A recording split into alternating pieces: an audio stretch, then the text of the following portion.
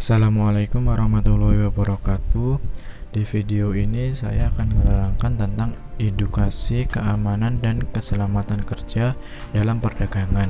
Sebelumnya perkenalkan terlebih dahulu, nama saya Deo Demara Bastin, NIM F3119012.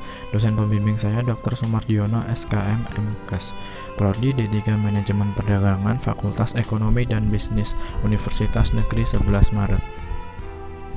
Baik, kita mulai dengan apa sih K3 atau keamanan dan keselamatan kerja itu.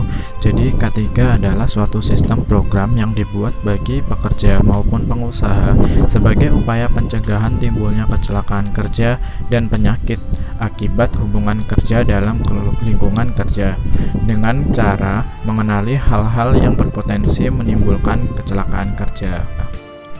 Lalu apa pentingnya K3?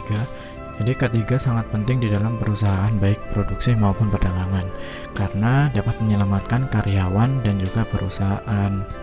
Menyelamatkan karyawan dari sakit, kesedihan, kehilangan gaji maupun kematian, dan juga menyelamatkan perusahaan dari kehilangan tenaga kerja, pengeluaran biaya akibat kecelakaan, melatih atau mengganti karyawan yang celaka, dan terhentinya produksi pada perusahaan.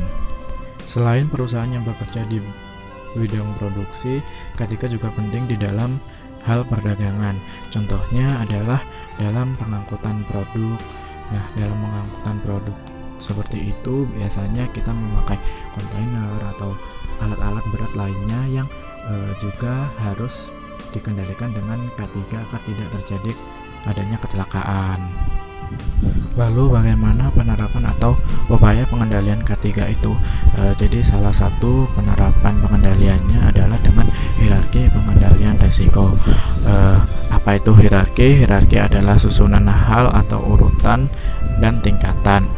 Apa itu bahaya? Bahaya adalah keadaan yang dapat menimbulkan terjadinya kecelakaan atau kerugian.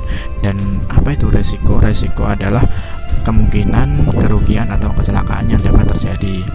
Bahaya tidak bisa dihilangkan, tetapi resiko dapat dikendalikan. Bagaimana itu?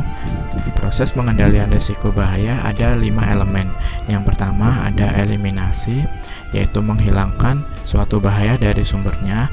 Yang kedua ada substitusi, yaitu mengganti alat atau material yang mempunyai sumber bahaya. Yang ketiga ada rekayasa, yaitu rekayasa teknik untuk mengisolasi pekerja dari bahaya. Yang keempat ada pengendalian administratif, yaitu mengubah cara orang bekerja. Dan yang terakhir ada APD atau alat pelindung diri, yaitu melindungi orang dari kontak langsung dari bahaya. Bila 5 hierarki tersebut tak dapat dilakukan, maka akan terjadi kecelakaan. Baik, mungkin itu saja yang bisa saya sampaikan pada video kali ini. Saya menyadari masih banyak kekurangan dari saya dan saya memohon banyak masukan atau kritik dari para penonton sekalian, karena kita sama-sama belajar, kita sama-sama mengevaluasi diri kita agar menjadi lebih baik lagi. Cukup sekian. Terima kasih. Wassalamualaikum warahmatullahi wabarakatuh.